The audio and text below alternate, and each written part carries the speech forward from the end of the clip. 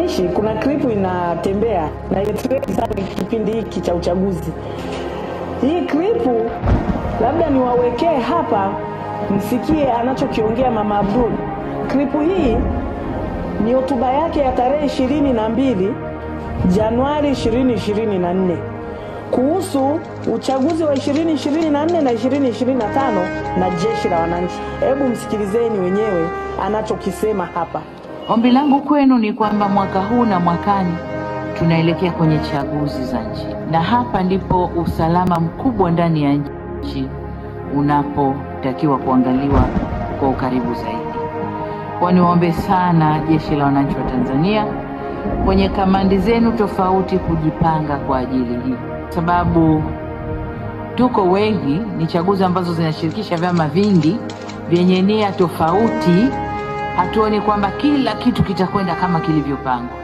Kwa ni vyema tukakaa tayari kukabiliana na chochote kile kitakachojitokeza.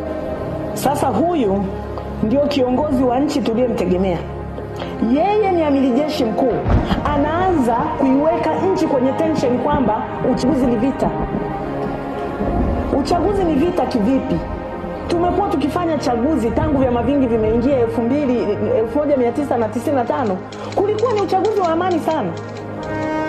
Wanaokuja kuvuruga uchaguzi kila wakati ni wao wenyewe. Unaliandaa jeshi. Jeshi likafanya nini? Likapiga wananchi.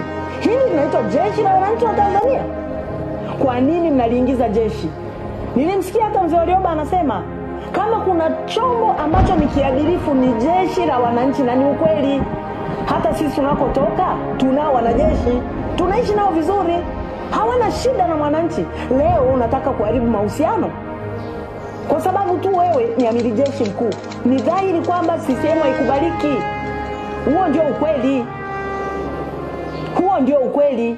Asilimia za CCM kukubalika ni ndogo sana. Ni ndogo sana.